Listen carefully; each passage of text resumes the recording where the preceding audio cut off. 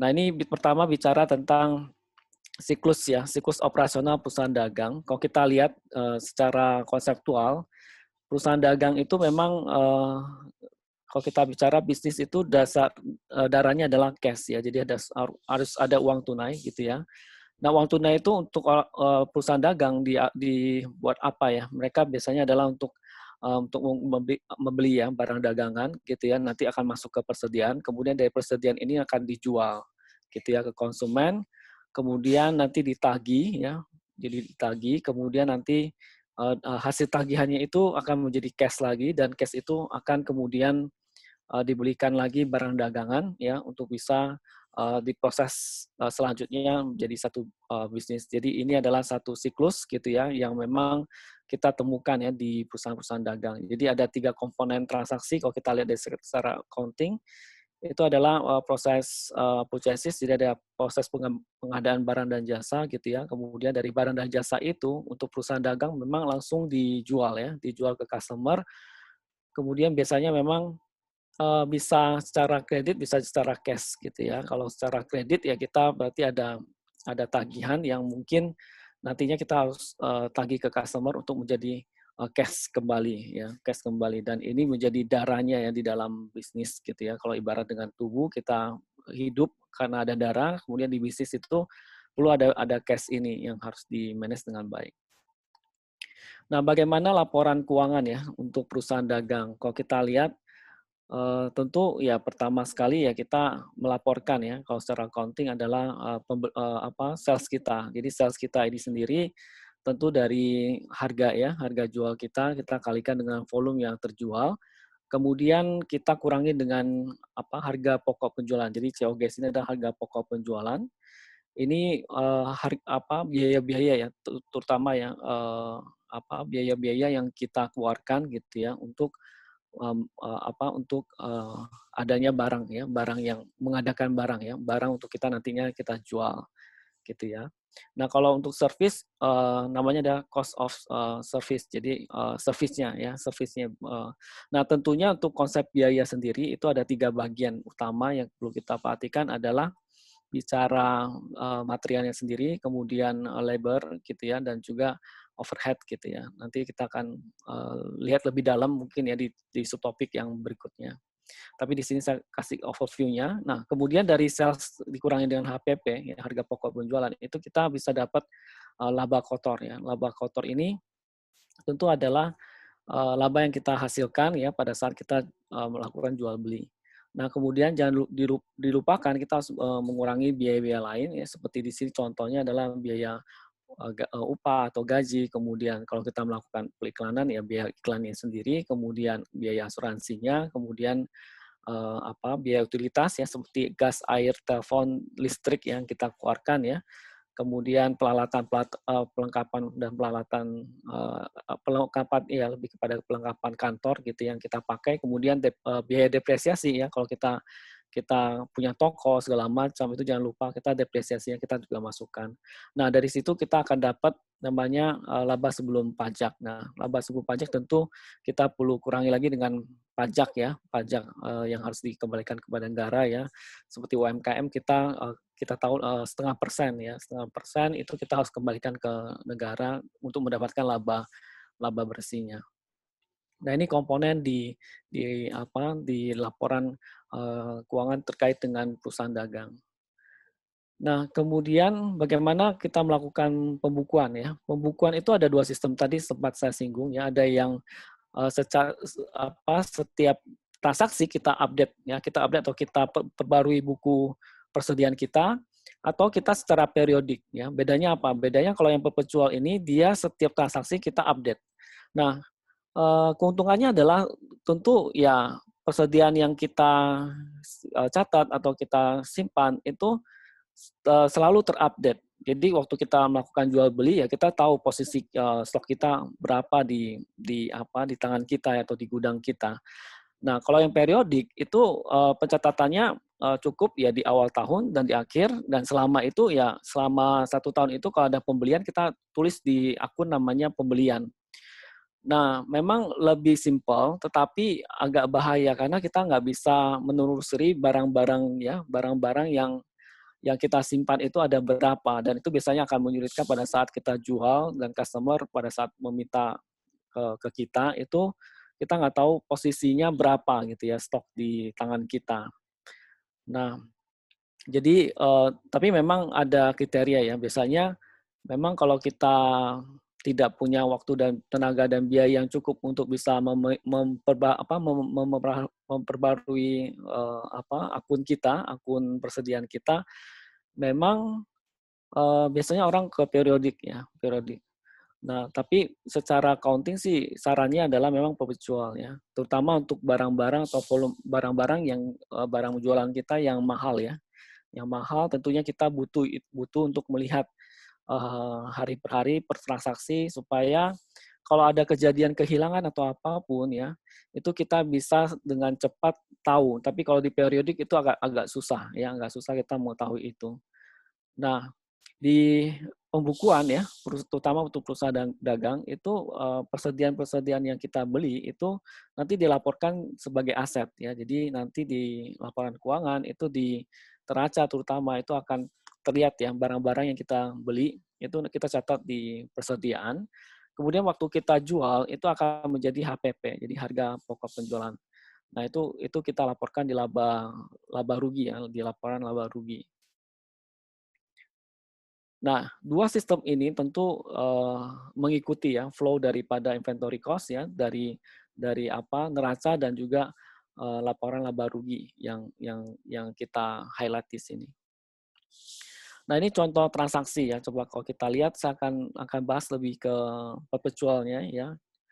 Nah, kalau kita menggunakan perpetual inventory system ya, coba kita ilustrasikan dengan transaksi ya. Misalnya kita punya bisnis gitu ya, perusahaan kita jualan komputer ya. Di sini di tanggal 1 September tentu kita untuk bisa jual beli ya kita beli dulu ya, misalnya komputer monitor ya, monitor komputer gitu ya ke ke vendor kita atau supplier ya. Kita membeli ada 10 misalnya ya dengan per monitornya misalnya $600.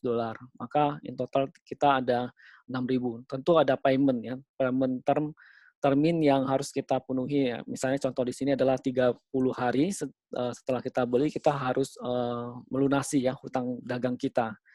Nah, kemudian tanggal 7 sebagai contoh di sini kita jual ya dua monitor komputer kita itu ke perusahaan travel agency gitu ya tentu dengan harga retail sales price-nya yang di angka 1.000 ya. Kita beli 600, kita jual di 1.000 gitu ya. Tentu ada gross profit yang kita ambil di sini.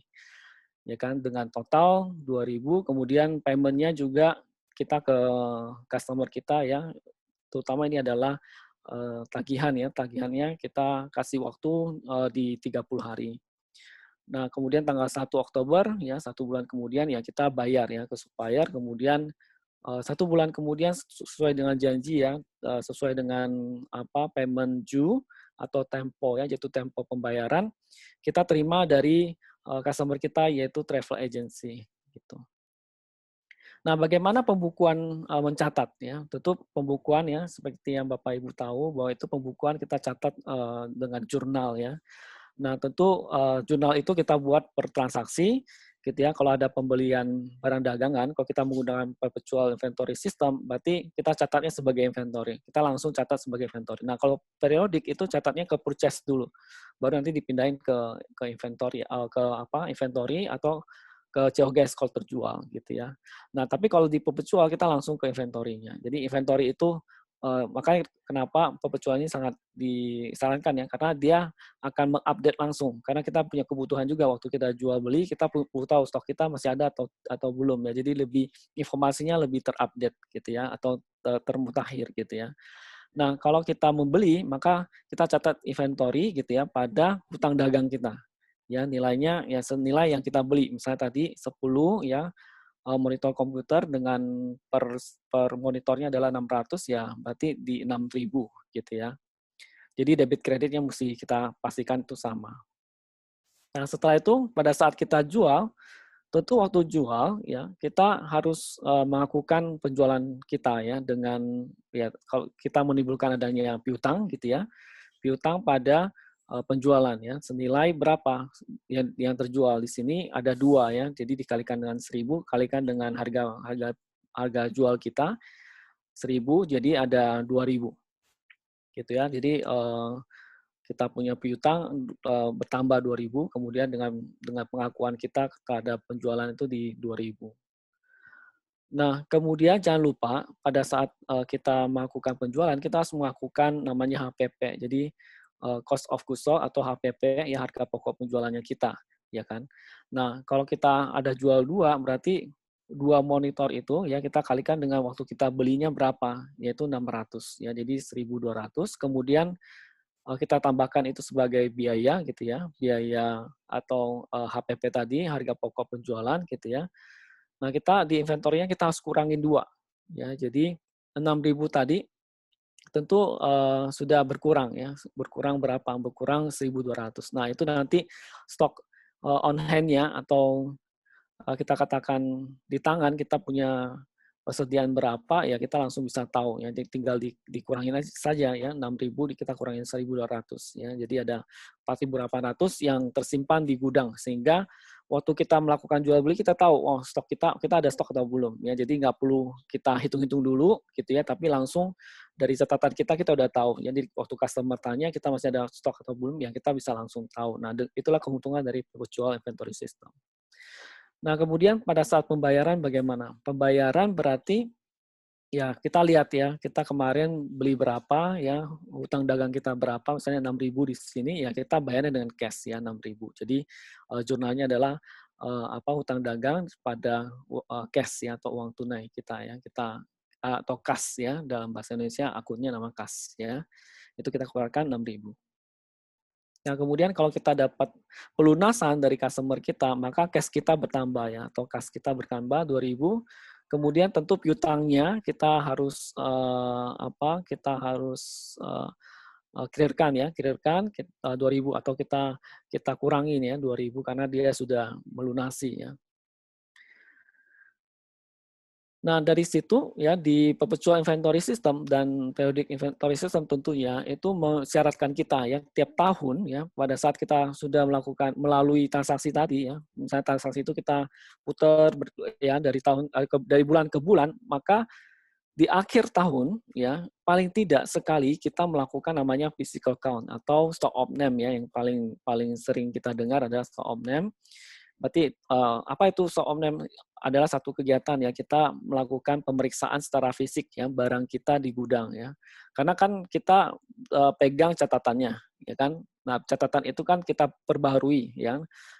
Transaksi ke transaksi gitu ya. Kemudian tentu di akhir kita harus tahu apakah yang kita catat ini dengan yang ada di lapangan itu sama apa tidak ya. Misalnya ya kita harus pada saat melakukan stock of name tentu harus dipilih ya waktu operasional yang paling yang tidak peak ya, tidak lagi sibuk-sibuknya, lagi low ya, tetapi tetap jalan bisnisnya.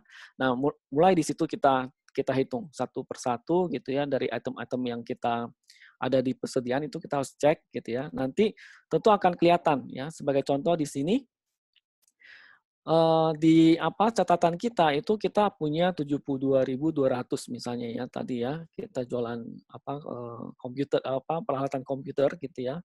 Itu kita di catatan kita 72.200. Nah, tentu kita ingin tahu di lapangan itu ada berapa. Ternyata ada 70.000. So ini tentu ada selisih ya. Nah, harusnya sih tidak ada selisih ya. Nah, selisih itu bisa terjadi kenapa? Banyak faktor ya, bisa juga kita tidak disiplin tuh waktu terima barang ya kan tentu kita waktu menerima barang harus kita update gitu ya. Kemudian setelah kita simpan kita harus update juga, kemudian waktu keluar barangnya juga harus di-update. Jadi itu proses gudangnya itu harus disiplin ya, terima gitu ya, simpan dan keluar itu harus betul-betul tercatat. Nah, kadang-kadang ada yang tidak tercatat. Nah, selisih ini misalnya 2.200 harus kita cari. Alasannya apa ya? Kenapa kok bisa ada selisih 2.200? Ya kan, kalau memang tidak tercatat berarti kita harus buat jurnal koreksi gitu ya, bahwa ternyata ada yang ketinggalan. Yang kita hindarkan adalah jangan sampai barang ini hilang gitu ya. Kalau ada hilang berarti sistem keamanan gudang kita ini ada problem yang tentu kita harus cek lagi ya, dan kita harus perkuat supaya ini tidak terjadi.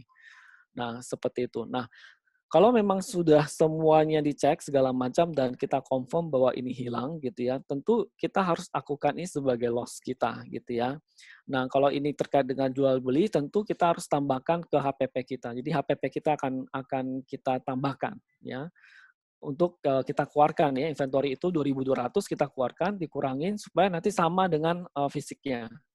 Nah, setelah sama dengan fisiknya, nah kita harus disiplin lagi untuk cek ya, untuk apa administrasinya. Nah, itu kadang-kadang bisa terjadi ya. Dan kalau itu terjadi ya itu bisa menjadi loss kita. Nah, untuk itulah kita harus administrasinya tuh betul-betul kita pastikan itu kita disiplin. Nah, terkait dengan proses pengadaan ya, barang dan jasa, itu biasanya kita waktu kita beli barang atau jasa terkait dengan vendor kita atau supplier kita, itu biasanya ada termin kredit khusus dan diskon ya, diskon khusus yang diberikan, ya kan, terkait dengan proses pembayaran kita, ya kan. Nah, selain itu juga sebetulnya ada juga di proses pembelian dan barang dan jasa, terutama barang ya, ada volume tertentu yang kita bisa dapat cash discount juga. Nah, itu kita perlu tahu itu ya waktu kita mengadakan barang dan jasa dengan supplier, kita perlu tahu secara detail apa saja kredit termin yang mereka punya gitu ya, supaya kita bisa mendapatkan manfaat dari situ. Gitu ya. Sebagai contoh di sini kita bahas yang credit term dan cash discount ya. Sebagai contoh di sini kalau kita beli ya, beli ya kita punya bisnis misalnya komputer, kemudian kita beli dalam hal ini adalah software ya dari perusahaan lain gitu ya. Software itu ya kita belinya 100 dolar gitu ya. Kemudian kita beli ada 100 program, kemudian in total kita 10.000, ada 10.000. Nah, kemudian kita tanyakan ya kredit terminnya apa. Biasanya kredit termin itu ada di kontrak ya. Kontrak waktu kita melakukan terutama kalau hubungan kita dengan supplier itu jangka panjang ya. Kita biasanya membuat kontrak, kemudian kita minta biasanya kita negosiasikan kredit terms-nya. Nah, kredit terms-nya itu biasanya memang dibuat dalam bentuk format seperti ini ya. Jadi 2/10 N30. Ini dibacanya adalah artinya kalau kita bayar dalam 10 hari kita akan dapat 2% gitu ya. Tapi kalau kalau kita nunggak gitu ya, itu paling lama diperbolehkan adalah di 30. Jadi jatuh temponya di 30 hari. Nah, tentu kredit term ini ya kalau kita lihat di topik-topik accounting yang lain, itu kita perlu menghitung-hitung dulu apakah termin ini menguntungkan kita atau tidak. Biasanya dibandingkan ya, kita membandingkan ini dengan bunga dari bank, ya kan? Karena kan kita bicara uang ya, uang itu kan ada nilainya dan nilainya itu kita bisa bisa analisa dulu gitu ya, kita bisa hitung-hitung dulu. Kalau saya ngambil term ini artinya kita bayar dalam 10 hari dapat 2%, ini menguntungkan ya? Menguntungkan nggak ya buat saya ya kan dibandingkan dengan di bank. Nah, bisa saja ada kredit term yang kita ambil ya, artinya dalam 10 hari kita kita langsung bayar gitu ya, supaya dapat 2% tadi. Ada juga yang ya udah kita jatuh tempo aja gitu ya. Kenapa? Karena kredit term-nya tidak menarik buat kita. Nah, itu ada hitung-hitungannya, tapi nggak di topik ini ya. Nah, itu ada di topik-topik di accounting. Nah, sebagai contoh di sini, kalau misalnya ternyata kita mau ngambil diskonnya ya, jadi 10 hari setelah kita beli gitu ya, kita bayar, maka kita dapat 2%-nya ya, 2%-nya. Bagaimana kita mencatatnya? Nah, kita catatnya adalah kalau kita belinya 10.000, kita catat di inventory kita nggak 10.000 ya, tapi 9.800. Artinya kita dapat lebih murah gitu ya. Artinya satu program itu 98 ya, instead of kita 100. Tentu ini akan menambah profit kita ya, profit kita pada saat kita jual ke customer kita. Kalau kita bisa dapat ini ya. Nah, kemudian tentu kita hutang dagangnya nggak 10.000 lagi ya, tapi 9.800. Kenapa? Karena kita dapat cash discount-nya itu 200. Nah, 200 ini yang saya tadi sampaikan itu di topik-topik accounting yang lain itu ada hitung-hitungannya. Anda sebenarnya 200 ini menarik nggak sih buat kita? Kalau kita bisa dapat 300 ya dari bank misalnya, kalau kita tabung uang kita ya yang apa 10.000 tabung ke bank, kita bisa dapat 300, tentu ya kredit term ini kita nggak perlu ambil. Tapi kalau kita hitung-hitung ternyata ini menguntungkan, 200 ini menguntungkan kalau kita tabung di bank ya, terutama saat ini yang lagi pandemi segala macam ada wacana bahwa bunga bank akan diturunkan gitu ya. Nah, misalnya kalau dari banknya cuma bisa 100 ya tentu kita ambil ini gitu ya. Jadi kita perlu menghitung-hitung ini. Jadi nggak apa ya, nggak maksudnya tidak diharuskan mandatori bahwa kalau ada kredit term ini ya sebaiknya kita kejar gitu ya, kejar tanggal 10 kita bayar gitu ya untuk dapat 2%. Tetapi bisa dihitung-hitung juga. Karena kan dalam bisnis tentu kita perlu tahu juga ya kekuatan cash kita ya, uang tunai kita gitu ya, apakah mumpuni atau tidak gitu ya. Karena ada prinsip akuntansi yang lain juga ya. Kalau kita bisa dapat uang secepat-cepatnya dari customer kita, ya ya ada baiknya kalau kita lamain gitu ya untuk bayar ke supplier kita ya supaya supaya kita cash-nya itu cukup ya buat kita running bisnis kita.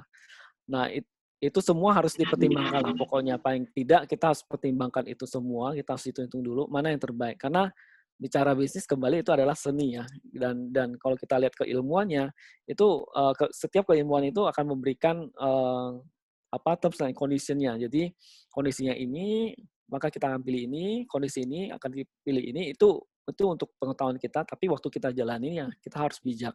Dalam arti kita harus pertimbangkan banyak hal ya karena bicara manajemen, bicara bisnis itu ada part of seninya juga. Nah, kemudian bagaimana kalau misalnya ya, waktu kita udah catat ya, di sini kan kita udah catat bahwa kita optimis nih tanggal 10 kita akan bisa dapat 2%-nya. Kemudian kita catat di pembukuan kita, ternyata kita bisa dapat 2%-nya. Nah, bagaimana kalau ternyata kita miss gitu ya pembayaran 10 hari tadi ya, miss. Nah, kalau kita miss, berarti kan kita bayarnya harus full ya. Full dalam hal ini adalah 10.000 ya. 10.000-nya kita harus keluar uang kas kita. Kemudian hutang dagang yang kita hapus ya atau kita lunasi ya 9.800. Tapi di sini kita harus catat adanya purchase discount loss. Jadi ada loss, ada kehilangan gitu ya, ada kerugian karena kita nggak dapat purchase discount-nya ya 200. Nah, hal ini perlu dicatat ya, dibuatkan satu akun khusus supaya apa? Supaya kita sebagai pemilik bisnis atau kita manajemen dalam bisnis itu kita bisa men-tracking kinerja organisasi kita, kinerja teman-teman treasury kita. Apakah pada saat proses pembayaran itu mereka bisa nggak ya dapat cash discount ini?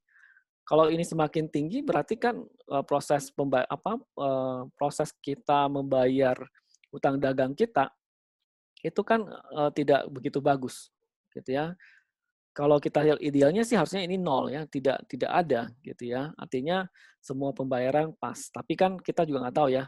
Namanya bisnis ada ups and down, ya namanya cash kadang-kadang karena kita bayar ini kan harus dengan cash ya, kadang-kadang ada, kadang-kadang enggak gitu ya. Nah, tentu harus di-manage dengan sebaik-baiknya. Kalau kita mau ambil diskonnya ya berarti harus dikejar gitu ya. Dan kita berharap ya kerugian karena kita tidak mendapatkan purchase discount-nya ini kita minimasi sebaiknya seperti itu. Nah, kemudian pada saat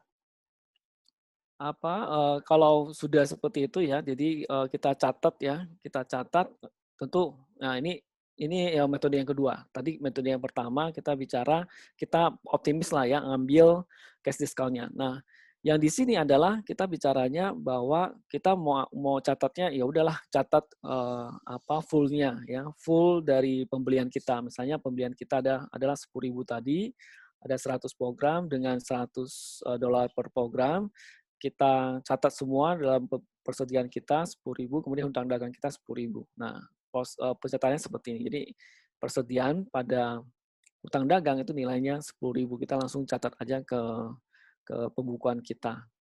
Nah, kemudian nanti waktu kita bayar, ya, kalau kita misalnya dalam 10 hari bisa bayar, ya, dapat 2%, baru kita akukan adanya purchase discount yang kita dapat, ya, yaitu 200 tadi, gitu ya. Nah, ini Ini berbanding terbalik ya dengan yang tadi. Kalau tadi kan berarti kita loss ya, kalau ini kita dapat ya.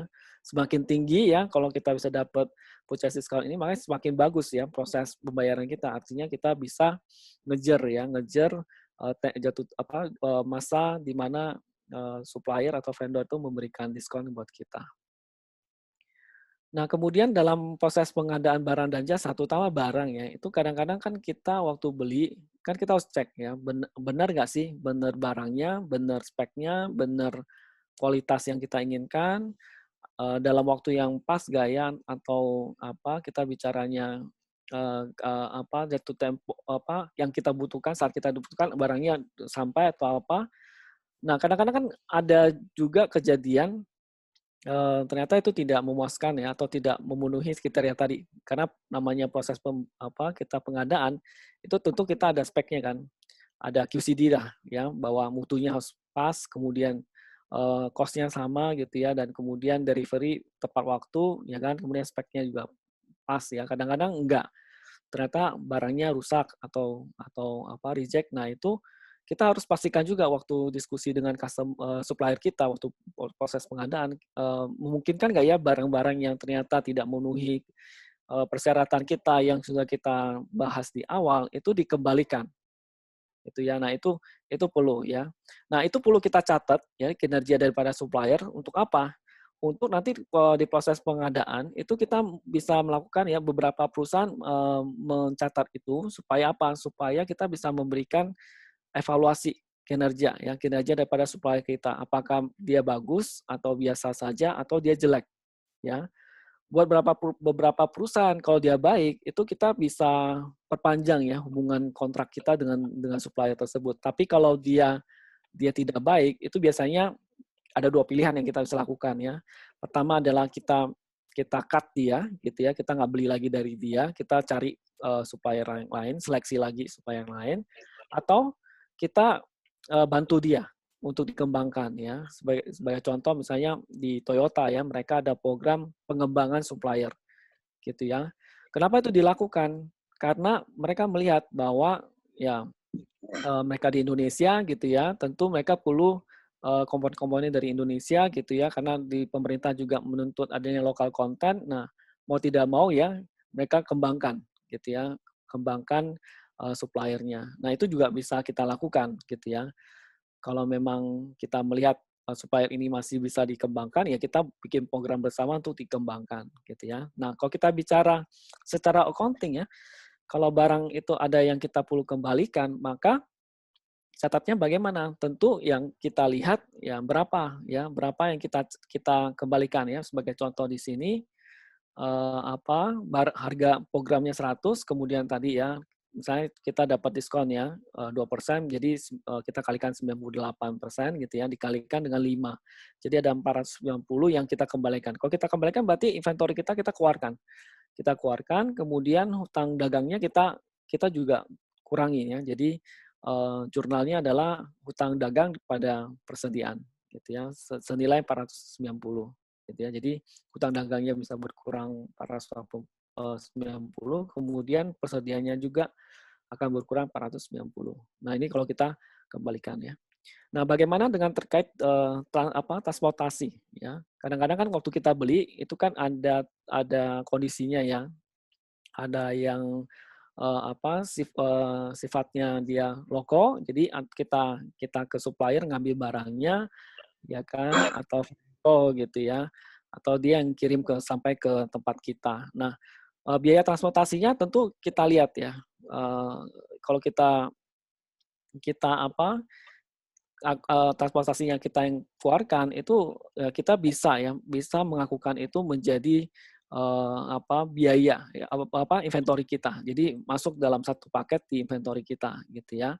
Nah, bisa juga nanti, kita catat di satu satu transaksi ya, seperti yang ini adalah transaksi in ya. Misalnya kita kita kumpulkan ya semua biaya transportasi di satu akun, ya kan, yaitu biaya transportasi, tapi nanti masuk ke COGS, gitu ya. Bisa juga masuk ke persediaan kita, gitu. Nah, keuntungannya apa kalau kita masukin ke inventory kita? Karena kan nanti inventory itu kan ya yang kita beli itu plus transportasi kalau kita gabungkan itu kan jadi dasar kita untuk menghitung berapa sih harga jual saya ke ke customer kita gitu ya. Kalau kita gabung ya kita bisa bisa lebih pas lah ya setting harganya ya. Tapi kalau kita keluarkan ya kan, nah nanti nggak masuk tuh ke perhitungan penempatan harga kita. Nah itu plus minusnya. Tapi kembali itu nanti dipertimbangkan saja gitu ya, mana yang lebih pas gitu ya. Nah itu saja yang bisa saya sharingkan. Saya kembalikan ke Pak Hasan ya. Ya baik Pak, terima kasih untuk Ya. sharingnya. Baik Bapak Ibu, kita buka session untuk pertanyaan. Bagi Bapak Ibu yang mau bertanya, tadi ada pertanyaan ya di kolom chat dari Pak Yohanes Putra. Hai Pak Joni, saya mau Ya. nanya mengenai perbedaan stok dalam pencatatan dengan hasil perhitungan stok opnam. Jurnal debitnya itu COGS ya, bukannya penghapusan inventory. Oh ya, bentar ya. Saya kembalikan dulu. Bapak Ibu bisa langsung hidupkan mic-nya untuk bertanya atau kalau nggak kolom chat juga bisa ya. Ya, jadi Pak Yohanes gitu ya. Kalau kan kita waktu melakukan pemeliharaan ya di kartu stok kita gitu ya. Misalnya di sini contohnya adalah kita kartu stok kita di 72 ya. 72 gitu ya, 200. Kemudian pada saat kita stok online ternyata ada selisih ya 70.000. Yang fisiknya 70.000. Jadi ada selisih di 2.200. Nah, 2.200 betul itu kita keluarkan dari inventory kita persediaan. Jadi di kreditnya ya, sisi kreditnya kita keluarkan 2.200 dari inventory kita, tapi kita akukan itu sebagai kita masukin ke COGS. Gitu ya. Jadi itu menjadi biaya tambahan di COGS-nya kita, di HPP-nya kita. Gitu, Pak.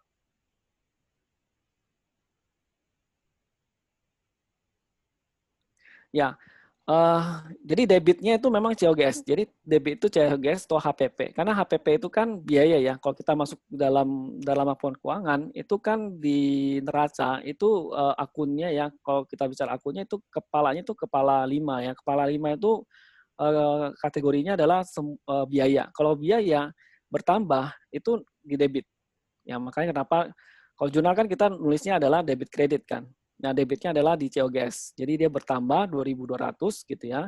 Nah, kalau inventory itu kita keluarkan. Kalau keluarkan kan berarti di kredit. Nah, makanya kenapa COGS pada inventory. Jadi inventory-nya keluar 2.200, kemudian yang dikeluarkan itu kita masukin ke COGS. Gitu Pak Yanis.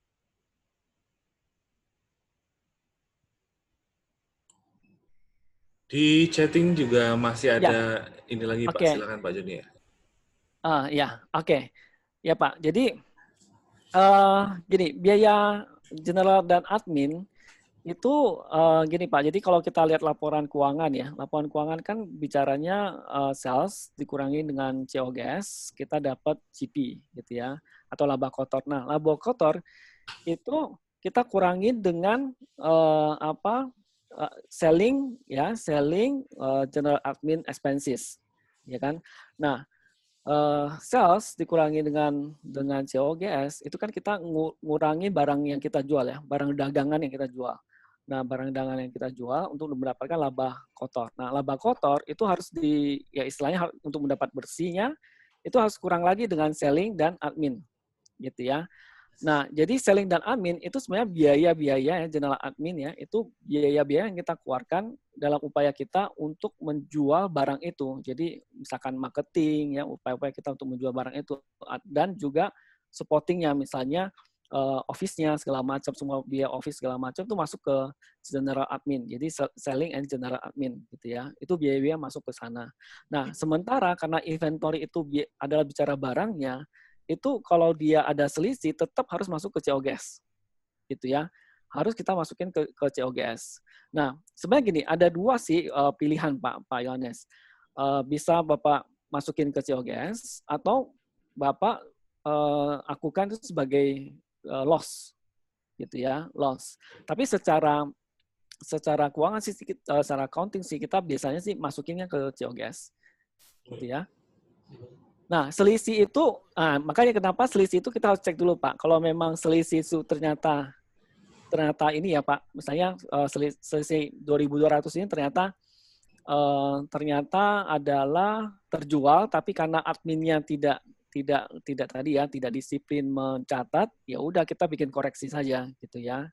Tapi kalau dia hilang gitu ya, kalau dia hilang, maka kita harus akukan itu sebagai loss gitu ya, loss gitu ya. Nah, loss itu ya tadi kita akukan itu sebagai ada loss ya, ada loss karena ternyata ada kehilangan gitu ya. Kemudian untuk obsolete ya, barang-barang obsolete ya, jadi kalau ya beberapa ya tergantung barang-barang yang kita jual beli ya. Barang ada yang expired segala macam. Nah, itu kan penyusutan ya, penyusutan.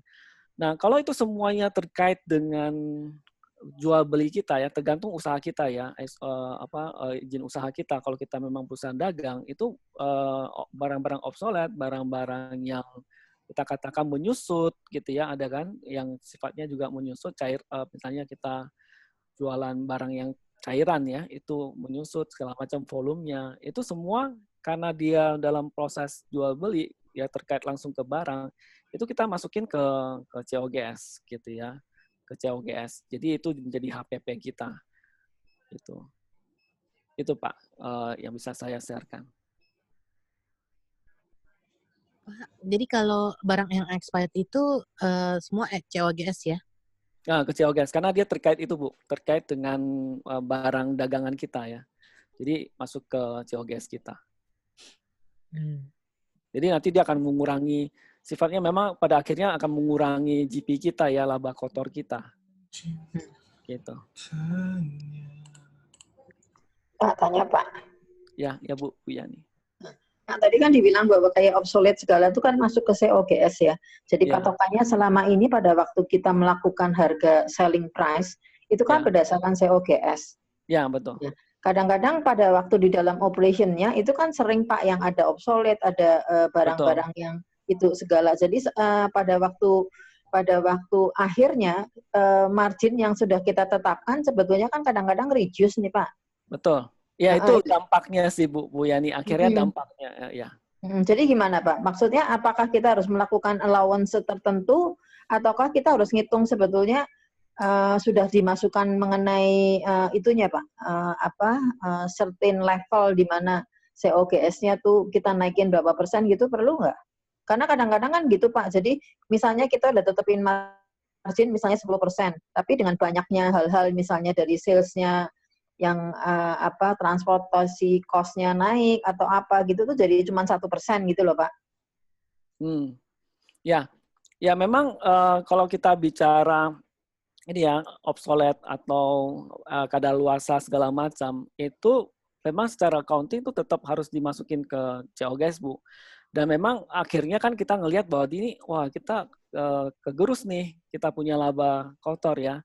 Nah, memang ini nggak terhindarkan ya karena itu kan bicara risiko yang seharusnya kita manage. Makanya kenapa kita dalam running bisnis itu kita harus juga telaten waktu menangani barang-barang kita, barang-barang yang ada di gudang. Dan itu jadi sebetulnya jadi ini ya, jadi kinerja kita juga bahwa kalau itu terjadi dan sangat besar dan mengganggu, ya kita harus ketat untuk menjaga itu, gitu ya. Nah, kemudian apakah kita memungkinkan buat kita nggak ya tadi Ibu bertanya ya, memungkinkan buat kita nggak untuk kita menambah itu ke COGS untuk perkiraan bahwa itu akan terjadi, gitu ya. Nah, secara accounting ya nanti mungkin bisa ditanyakan di ini ya di topik berikutnya ya perhitungan inventory dan COGS ya, sebetulnya itu di luar Bu, gitu ya. Artinya kondisi obsolete segala macam itu sebetulnya adalah ketelodoran kita, mau nggak mau ya dalam kata kutip ya. Karena kan dari kalau kita bicara dari vendor segala macam waktu kita beli itu kan pasti ada pemeliharaannya segala macam. Itu sebenarnya ketelodoran dari kita. Jadi bukan masuk ke COGS karena kurang gini. Konsep COGS atau HPP itu bicaranya adalah 3 komponen ya, bicara biaya material, biaya tenaga kerja dan juga overhead gitu ya. Nah, kalau kita menambahkan persentase bahwa barang itu kadaluarsa karena ketiduran kita, itu nggak gitu fair ya menurut saya ya untuk kita bebankan ke COGS yang nantinya harus customer tanggung gitu. Nah, secara accounting sih kalau saya ya dari sisi saya melihatnya itu tidak ada chance untuk itu ya, maksudnya dalam perhitungan HPP kita itu tidak ada komponen bahwa kita menambahkan berapa persen gitu ya yang kadaluarsa segala macam yang tentunya karena ketiduran kita sehingga kita bebankan ke customer. Nah, yang obsolete segala macam itu sebetulnya harus kita treatment dengan baik ya kan. Dan kalau itu terjadi sebetulnya ya itu harus kita catat, kemudian itu kita harus istilahnya perbaiki lagi di tahun depannya dan kita harus lebih ketat lagi di manajerial. Itu bicara manajerial ya, lebih kepada manajerial side ya. Itu sih, Bu. Gitu Pak Hasan? Makasih, Pak. Ya, Bu.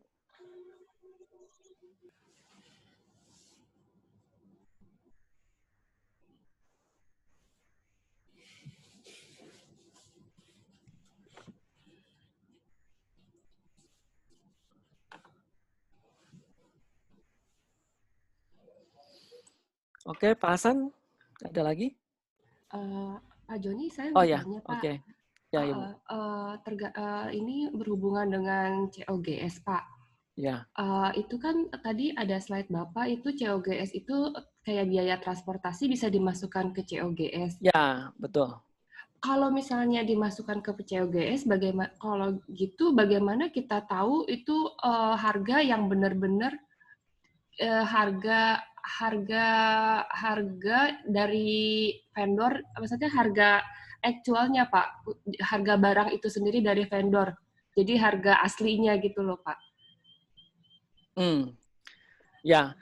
Karena itu kan kalau jadi rancu ya Pak, kalau misalnya dimasukin kayak COGS gitu, harga dari vendor ditambah transportasi, emang sih Pak, emang kita bisa tahu berapa sih harus kita jual, tapi bagaimana kita bisa tahu kalau misalnya akunnya udah banyak gitu, udah transaksinya udah banyak, bagaimana kita bisa tahu itu harga, maksudnya harga asli dari vendornya gitu tanpa transportasi cost-nya. Kalau disatuin ya Pak. Makasih Pak. Ya, jadi terkait dengan biaya transportasi Bu, ya memang ada 2 treatment yang kita bisa lakukan. Pertama adalah kita bicara transportasi itu kita bundle ya, kita jadi satuin ke inventory, gitu ya. Supaya apa? Supaya karena gini, bicara cost kembali ya, bicara cost itu perhitungan biaya ya, biaya barang atau jasa yang kita terima itu harus dipandang dari 3 komponen. Jadi materialnya sendiri, labor ya kan, materialnya sendiri, kemudian tenaga kerja sama overhead. Ya kan, overhead. Nah, kalau kita bicara kita barang dagangan, kita datangkan barang itu ke kita, itu kan bicara barangnya sendiri, jadi materialnya sendiri. Nah, tentu kalau dia ada biaya transportasi, mestinya kan kita boleh masukin dong, ya karena dia masuk dalam overhead-nya. Karena transportasi itu diadakan, ya diperlukan untuk mendatangkan barang itu ke tempat kita, gitu ya.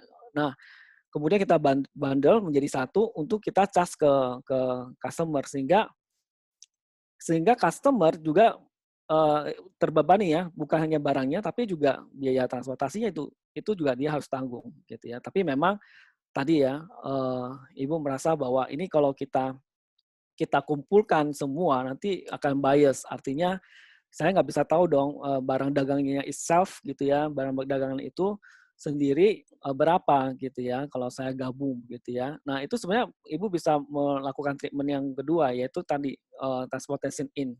Jadi Ibu bisa bikin akun terpisah ya, terpisah. Jadi Ibu bicara inventory-nya kemudian transportation in. Nah, 2 ini. Tapi jangan lupa ya, waktu kita charge ke customer itu adalah inventory plus transport in. Gitu ya, untuk kita bebankan ke customer gitu ya. Ini hal yang fair. Karena apa? Karena kita tentu nggak mau rugi dong. Kalau kita menanggung transportasinya semua, kita hanya mencas barang dagangan kita, tapi transportasinya yang kita keluarkan tidak kita cas ke customer, nanti kita yang rugi. gitu ya.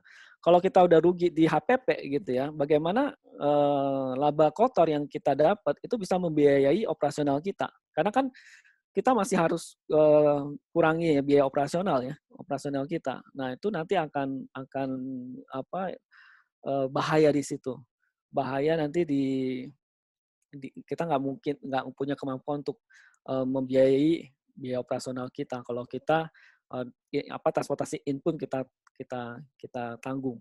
Seperti itu, Bu. Jadi ada 2 treatment ya tadi ya, bisa langsung ke inventory atau kita keluarkan. Tapi waktu kita setting price, kita harus pertimbangkan itu. Gitu ya, supaya jangan sampai kita yang menanggung ya. Karena jangan lupa, kita tidak hanya menanggung transport in ya, tapi biaya operasional. Ya, operasional itu maksudnya apa? Kalau kita punya toko ya kita harus biayain toko kita kan.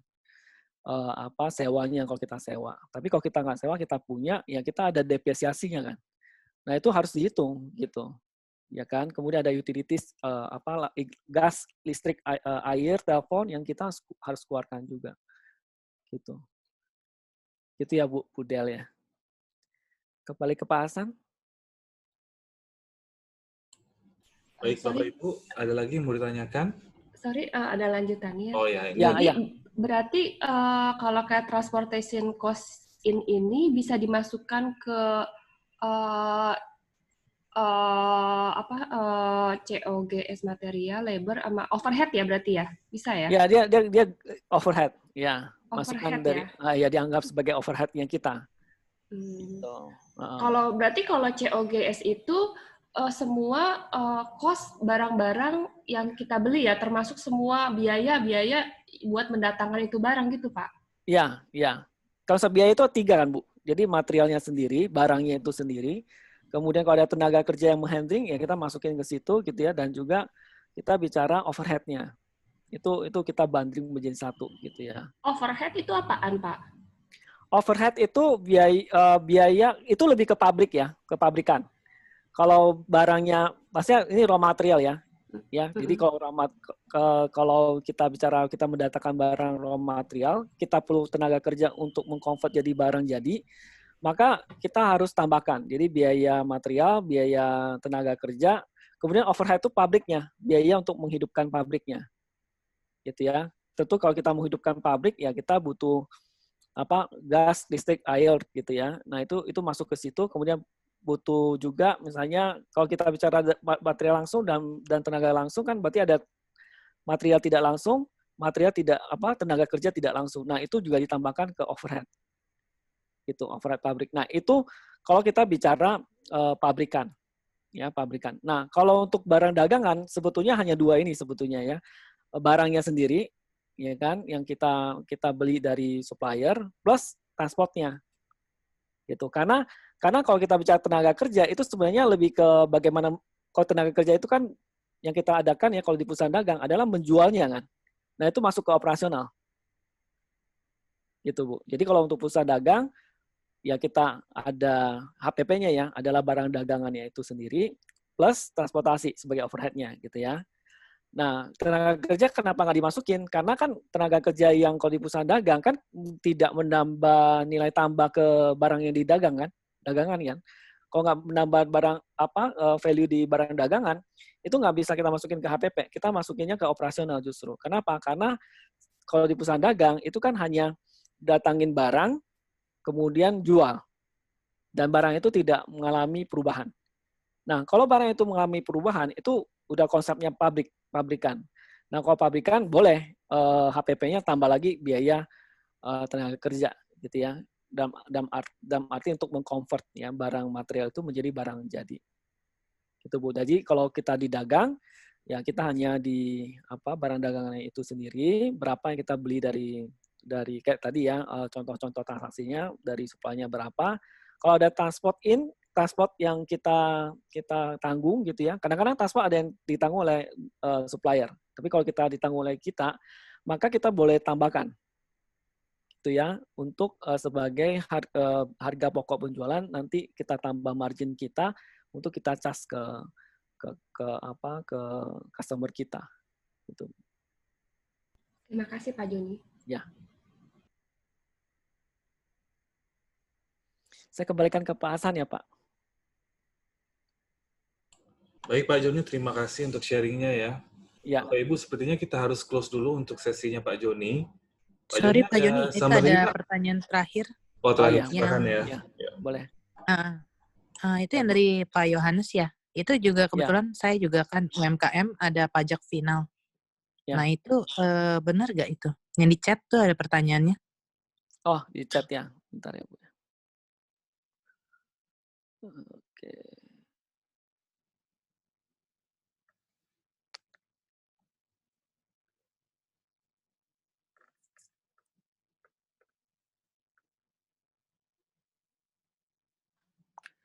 Oh, kalau yang kalau kita bayar pajak ya, kita bayar pajak ya untuk pencatatan pajaknya sendiri tentu ya kita catat sebagai tax expense ya, tax expense pada cash. Jadi pajaknya berapa, biaya pajak pada kas, karena kan kita bayar pajak itu dengan kas dengan cash ya, dengan uang tunai. Jadi biaya pajak pada cash ya. Kemudian ya kita catatnya itu setelah ini. Jadi kalau di laporan keuangan kita ya di formatnya ya, kalau kita lihat kembali sebentar. Jadi posisinya itu di sini jadinya. Ya, jadi tadi kan kita kalau di perusahaan dagang ya dari penjualan gitu ya, kemudian kita kurang di HPP gitu ya, itu menjadi laba kotor. Nah, laba kotor ini laba karena kita mengadakan jual beli ya. Ini hanya barangnya aja ya, dari barangnya aja. Nah, jangan lupa ini harus dikurangi dengan operasional kita, operasional toko ya. Operasional toko itu dapat ini pendapatan sebelum pajak. Nah, kalau kita bicara sebelum pajak, berarti kita harus bayar pajaknya. Nah, UMKM kan kita setengah persen, Anda kalikan gitu ya. 0,5% ini adalah kali dengan sales ya, kalau di UMKM ya. Jadi salesnya misalnya 900 ya kalikan 0,5 gitu ya. Itu dapat angka berapa, itu akan mengurangi ke pendapatan sebelum pajak gitu ya. Baru menjadi laba bersihnya kita. Seperti itu. Ya, jadi untuk Pak Yohanes seperti itu jurnalnya nanti. Jadi biaya pajak pada cash ya, dan biaya pajak sendiri perhitungannya untuk UMKM kita 0,5% gitu ya dikalikan dengan revenue kita gitu ya. Agak berbeda UMKM dengan koperasi. Kalau koperasi dia dari ini ya pendapatan sebelum pajak dikalikan dengan pajak koperasi ya sekitar 25% ya kalau nggak salah ya. Nah, kalau UMKM kita 0,5% dari revenue, jadi omset. Gitu ya. Itu, Bu. Oke, Pak. Ya. Pak, sama kalau misalnya orang kan misalnya kan kita kasih term 30 hari. Cuma kan telat dia bayarnya. Nah, kan itu kan pajak tuh. Pajaknya jadi berarti kita mesti bayarin dulu ya. Kalau misalnya kita tunda dulu itu. Iya. Ya mau gak mau Bu itu gimana ya, itu bicara hubungan kita dengan customer kita ya. Ya kalau misalnya mungkin cuma kalau misalnya ngedelaynya cuma another month gitu, itu masih oke. Kalau another year, nah berasa banget. Iya ya Bu, itu udah masuk ke ini ya, ke aging piutang Bu. Aging piutang ada 1 bulan, 2 bulan, 3 bulan. Tapi itu resiko bisnis ya Bu, resiko bisnis. Iya sih, memang.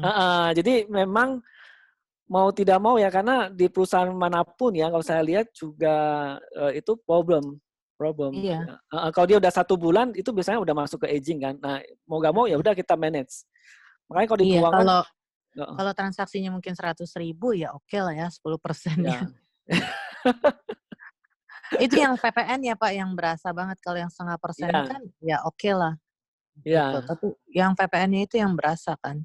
Ya betul. Itu sih harus kita kejar Bu. Nggak ada pilihan lain ya. Iya karena sih. Itu resiko bisnis. Nah itu kalau makanya saya mau minta Pak ada kontaknya apa enggak ya? Saya ada kasus juga sih. Maksudnya mau nanya gimana supaya di keuangan sayanya nih bagus gitu loh. Oh gitu ya. Setahu saya sih Ibu itu nanti apa ya, masuk ke managerial problems ya. Jadi harus di ibunya yang memanage ini gitu kan. Artinya customer-nya itu kita harus rajin-rajin tagih gitu. Ya sampai kapan ya, sampai dia keluar uangnya gitu ya, dengan penyelesaian bagaimanapun gitu kan. Ya ya Enggak, maksud atau saya untuk yang pajaknya ini nih, untuk di iya, laporan masa pajaknya. Saya nggak tahu. Laporan keuangannya aja sih yang saya perlukan gitu, Bapak. Bukan kalau yang masalah nagih-nagihnya sih memang itu Ya. udah ada internal lah. Oh, oke. Ini di luar seperti saya ya, mungkin bisa ditanyakan ke dosen berikutnya kali ya. Nanti kan ada topik-topik topik-topik lebih ke ini lebih detail tentang perhitungan COGS segala macam, itu bisa ditanyakan sih. Gitu. Oke, Pak. Thank you. Ya, thank you. Iya. Baik, Pak Joni, terima kasih ya. Ya. Itu pertanyaan terakhir. Baik, Bapak Ibu, kita akan lanjutkan terkait dengan accounting untuk pengadaan barang. Untuk judul berikutnya mungkin Bu Enggal, silakan Bu Enggal. Pak, saya boleh live ya berarti? Boleh. Oh, oke. Thank you.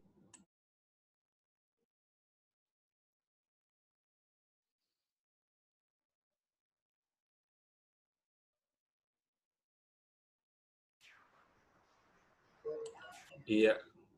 Ya, Pak Hasan. Oke, Bu Enggal. Apa kabar Bu Enggal? Baik, Pak Hasan. Pak Joni, thanks. Baik, Bu. Ya, ini udah saya jadikan co-host, Bu. Mungkin bisa dibantu untuk share screen-nya. Kita coba tes dulu ya, Bu ya. Iya, silakan Pak. Sudah saya share, Pak. Sudah kan?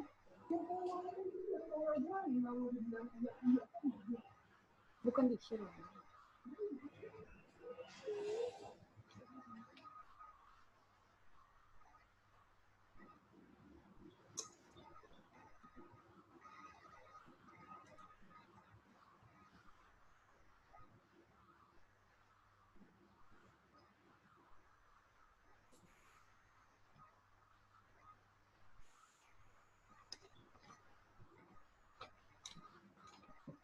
Nah, ini pas banget dengan Ibu yang Bapak Ibu pertanyakan tadi. COGS ya, Bu ya. Ini banyak yang nanya terkait dengan COGS. Untuk industri rumahan, pas banget ya. Baik Bapak Ibu ya, saya lanjutkan ke Ibu Engel. Bu Engel nanti jangan lupa di full screen aja PPT-nya, jadi mungkin lebih terang ya, lebih dekat ya tulisannya ya. Mungkin F5, Bu. Ya. Sebentar ya Bapak Ibu ya.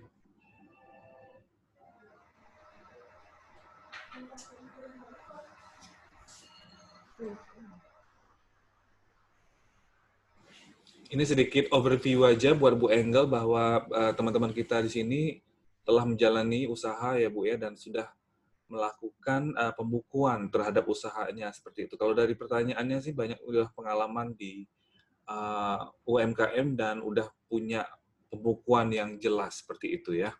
Oke. Materinya nanti akan saya coba kumpulkan dulu ya. Full screen, mungkin di F5 ya? Iya. From beginning.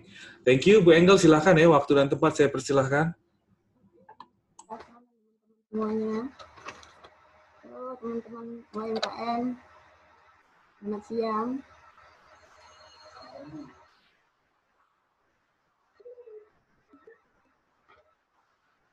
Pak Hasan, bisa dengar suara saya, Pak Hasan? Ya, bisa, Bu. Oke, jadi saya lanjut ya. Teman ini chatting aja, Bu. Jadi kadang malu, kadang-kadang itu. Kita sama kita ini, nggak usah malu-malu. Ya, mungkin saya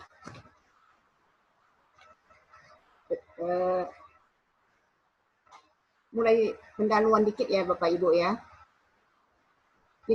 Jenis-jenis usaha itu kan ada perusahaan jasa. Jadi yang dijualnya adalah jasa. Kemudian perusahaan dagang yang dijual itu barang. Ya kalau jasa itu contohnya Tiki ya kan, Tiki tidak jual barang ya, dia jual jasa untuk nganterin barang orang gitu kan ya. Kalau dagang berarti dia jual terus dia beli. Sedangkan jadi kalau dagang itu dia tidak ngolah, dia beli cuma pindahin tempat dia jual lagi. Contohnya warung gitu ya. Jadi dia beli barangnya sama, dia jual barang sama, cuma dia bagi-bagi dalam bentuk kecil gitu. Nah, kita berbicara di sini yang ketiga yang mengenai pabrik. Jadi kalau pabrik itu dia beli, dia olah, baru dia jual lagi. Nah, maka di sini yang kita hitung di sini adalah mengenai harga pokok penjualannya, atau bahasa sananya adalah cost of goods sold ya.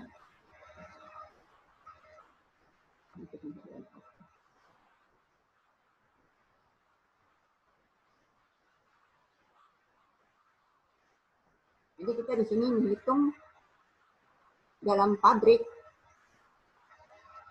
Di pabrik ini berarti kita beli bahan baku, kita olah, baru kita jual. Nah, untuk mengolah itu ada biaya langsung, ada biaya tidak langsung. Nah, biaya langsung dikeluarkan untuk memproduksi, yaitu kita sebut yang pertama adalah bahan baku, tenaga kerja langsung. Ini bahan baku langsung ya Bapak Ibu ya, yang kita olah. Tenaga kerja langsung juga berarti dia yang melakukan atau mengolah bahan baku tersebut sehingga berubah menjadi barang jadi. Nah, untuk itu dia butuh hal-hal lain ya, supaya bahan bakunya bisa menjadi barang jadi. Nah, itu semua biayanya kita masukkan ke dalam kelompok biaya overhead. Jadi biaya langsung untuk produksi ada 3, yang pertama bahan baku, yang kedua tenaga kerja langsung, yang ketiga biaya overhead.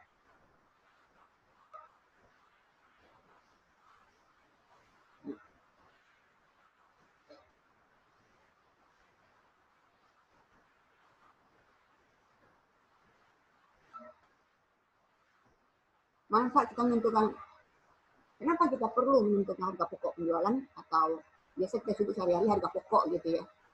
Nah, karena kalau kita nggak tahu harga pokok, bagaimana kita bisa menentukan harga jual? Nah, untuk menentukan harga jual kita perlu menghitung realisasi biaya produksinya berapa. Kemudian setelah kita bisa hitung biaya produksi, baru kita bisa menentukan kita mau jual berapa sih. Kemudian dari gabungan kedua ini kita bisa menghitung laba atau rugi usaha kita. Unsur pokok dalam hitung harga pokok penjualan, persediaan awal barang. Maksudnya awal di sini kita, karena kita kan membuat laporan itu per periode ya. Per periode itu biasanya dalam laporan itu kita buat dalam jadi pasarian itu kita buatnya per bulan. Jadi masing-masing bulan itu kita hitung selama 1 bulan itu, berarti persediaan awal barang ini adalah persediaan awal 1 periode. Misalnya bulan Maret. Jadi persediaan awal barang Maret ini, awal barang di bulan Maret berarti tanggal 1 Maret. Nah, artinya 1 Maret itu berarti adalah akhir dari periode sebelumnya. Jadi kalau awal Maret berarti dia adalah sama dengan akhir Februari. Nah, persediaan akhirnya adalah kalau Maret berarti ini akhir Maret ya. Ini unsur pokok menentukan harga pokok. Ini pembelian bersih. Ini kita, karena kita kan buat laporan ini per periode ya. Pada umumnya per periode itu adalah per bulan kita buat. Jadi kita hitung pembelian bersih kita dalam 1 bulan. Misalnya bulan Maret ini ya berapa. Kemudian biaya bahan baku. Karena di sini nanti kita juga ada berapa sih harga beli bahan baku kita itu. Kemudian biaya tenaga kerja dan biaya overhead. Inilah unsur-unsur yang menentukan harga pokok. Jadi persediaan awal barang adalah akhir periode yang lalu. Kemudian persediaan akhir barang sekarang menjadi nanti awal periode yang akan datang. Jadi semua ini kita hitung per periode ya, pembelian bersih satu periode ini. Kalau bulan Mei ya berarti selama bulan Mei, kalau bulan Maret selama bulan Maret kita hitung. Nah, berapa biaya bahan bakunya, berapa biaya tenaga kerjanya. Nah, ini bahan baku di sini ada pengertian bahan baku langsung. Tenaga kerja langsung. Pengertian bahan baku langsung adalah dia adalah bahan utama. Jadi mayoritas dalam proses produksi kita tersebut. Dan tenaga kerja langsung adalah orang yang melakukan perubahan. Jadi dari bahan baku tadi dia kerjain, berubah menjadi barang lain. Itu disebut dengan proses produksinya ya. Jadi biaya dalam pabrik itu cuma 3 aja gitu ya. Biaya bahan baku, biasa kita sebut direct material atau bahan baku langsung, direct labor atau tenaga kerja langsung. Nah, semua yang tidak langsung banyak lagi di pabrik itu biaya-biaya yang lain. Semuanya kita kategorikan di dalam overhead. Ya, nah inilah unsur-unsur yang menentukan harga pokok penjualan.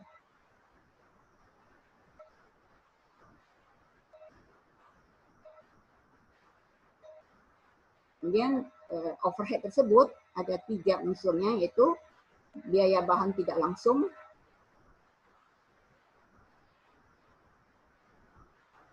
biaya tenaga kerja tidak langsung, dan biaya produksi tidak langsung. Ini yang masuk ke overhead. Nah, kita lihat cara menghitung harga pokok penjualan. Kita hitung dulu penjualan bersih kita. Di mana cara menghitung nanti kita akan lihat contoh ya. Kemudian kita hitung pembelian bersih. Jadi kalau penjualan bersih ini misalnya waktu kita menjual itu kita memberikan diskon atau potongan.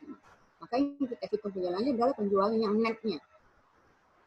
Itu juga dengan pembelian bersih. Biasanya kan kalau kita sudah lama berusaha, kita sudah punya langganan kan untuk beli bahan bakunya. Nah, biasanya kita dapat diskon atau potongan harga pada langganan kita tersebut.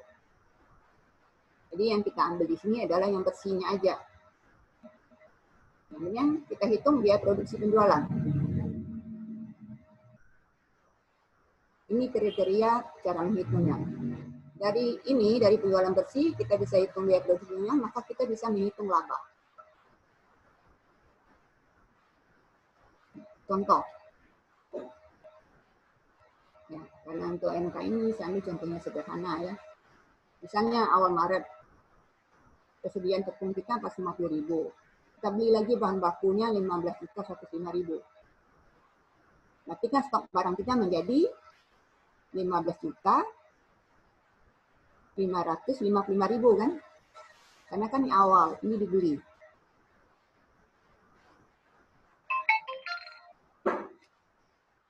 Yang karyawan kita ada 10 orang.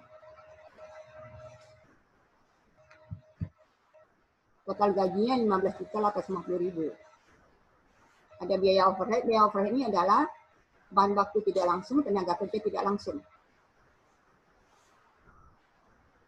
Persediaan bahan baku akhir Maret 8.087.500.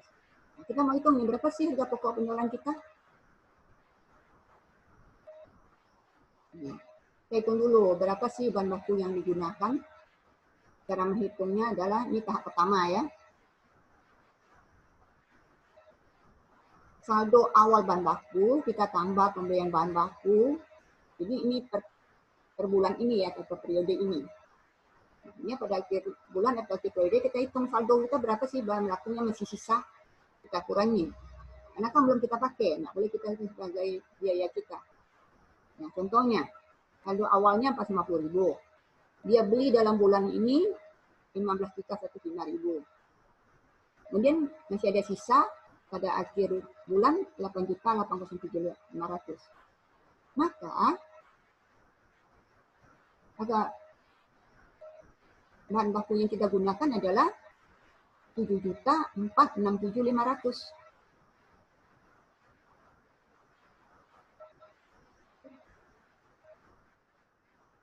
Ya.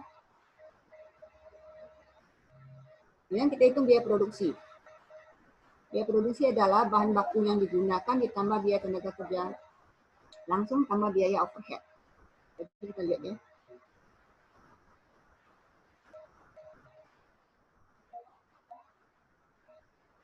Ini saldo awal bahan bakunya 450.000, dia beli 15.190 kurang 88.007.500. Ini saldo aktif bahan baku.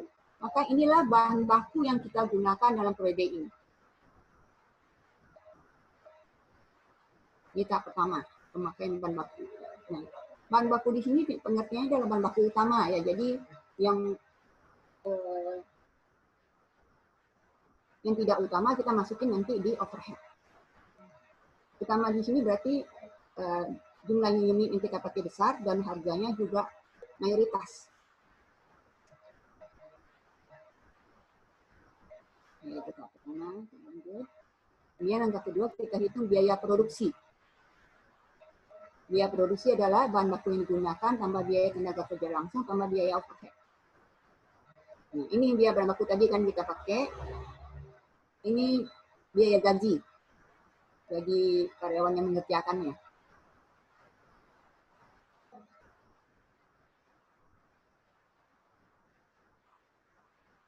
Ya, dan ditambah biaya overhead.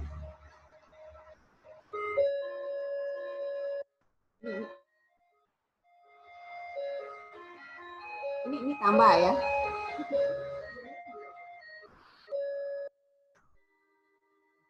Jadi total biaya produksinya 33.217.500.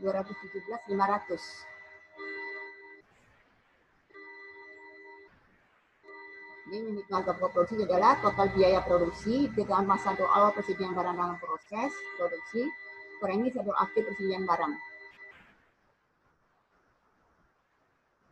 Nah, karena tidak ada persediaan dalam proses awal dan akhir bulan, jadi total harga produksinya langsung 33.217.500.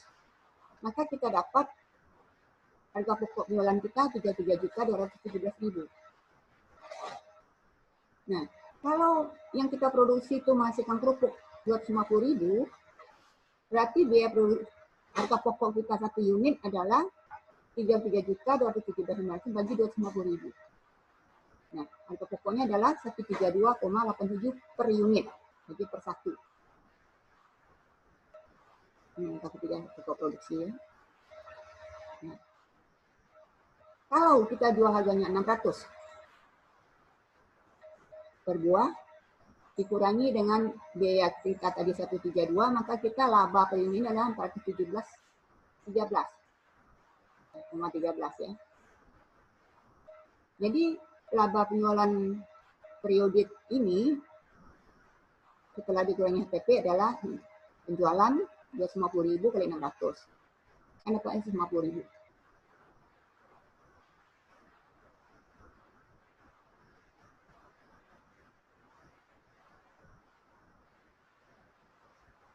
Kurang 0,3 ya.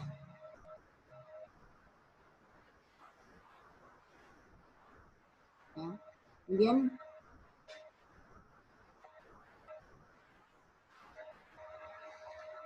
ini 15 juta ya. Dikurangi biaya produksi 33.217.500.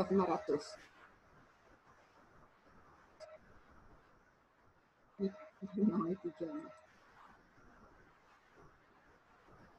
150 juta dikurangi 33.217.500, maka kita dapat laba 116.782.500. Ini total ya. Laba kotor. Belum dikurangi beban-beban. Nah, misalnya ada biaya administrasi dan pemasaran.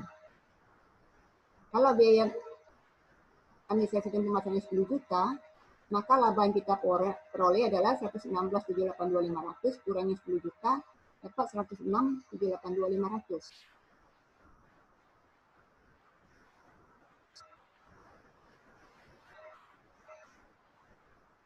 Ya, ini contoh.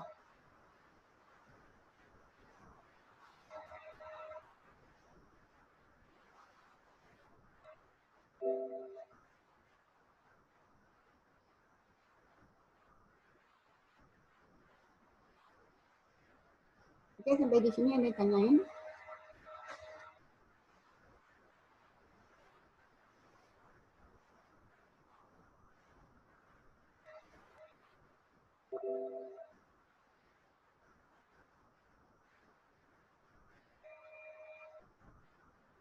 Hasan? Ya, saya Bu. Ada yang mau bertanya Pak Hasan? Saya akan jelasin. Ya, Bapak Ibu, mungkin ada pertanyaan untuk Bu Engel. Materinya sudah selesai, Bu, ya? Ya. Kan cara menghitung pokok penjualan dan ya. Juga industri mana, jadi saya kasih contoh cara menghitungnya. Baik.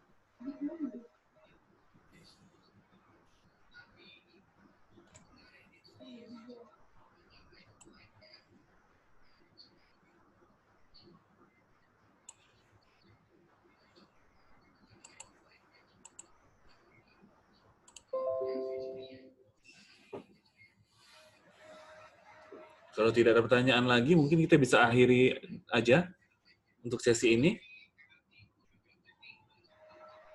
Ya, ya silakan Bu Nokia.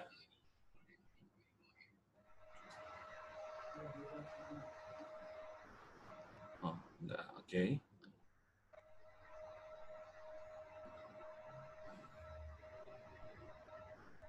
Iya, saya stop share ya, Pak. Ya, stop share boleh, Bu. Bu, materinya boleh kirim ke email saya, Bu, ya? Iya, oke. Oke, kalau tidak ada pertanyaan, mungkin kita akhiri dulu untuk sesi ini. Kita akan lanjut lagi di pukul 1.30 ya. Oke, Bapak Ibu, jadi kita break dulu sampai dengan pukul 1.30 nanti kita mulai lagi.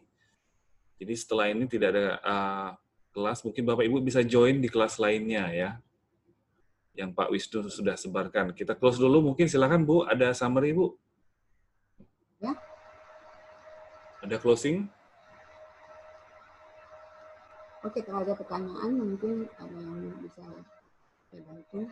Sebenarnya ini ya, saya sengaja memberikan contohnya sederhana supaya mudah untuk dimengerti. Terima kasih Pak Hasan. Iya. Ya Bapak Ibu, nanti materi akan diberikan di siang hari Bapak Ibu ya, di pukul 1.30 nanti. Bapak Ibu nanti join lagi di room yang sama, di channel yang sama Bapak Ibu ya. Jadi langsung join aja nanti di pukul 1.30. Sekarang kita break dulu. Terima kasih Bu Engel atas materi COGS-nya. Kita jumpa lagi di lain waktu ya Bu ya. Ya Pak Hasan, saya udah kirim bahannya ke Bu Heni sama Bu Maya. Ya. Oke, ya sudah kalau gitu. Baik Bapak Ibu ya, sampai ketemu kembali di 1.30. Room-nya akan saya close ya, 5 menit lagi. Karena cukup lama ya waktunya break-nya ya.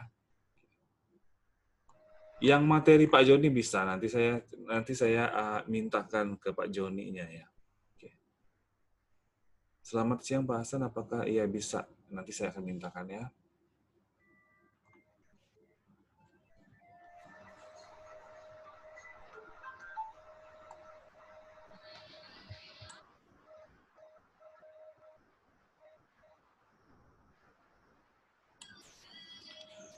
Oke Bapak Ibu, jam 1.30 kita jumpa lagi ya.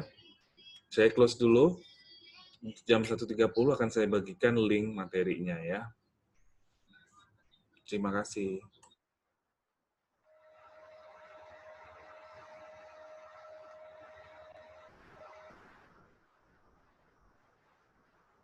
Terima kasih Pak Hasan.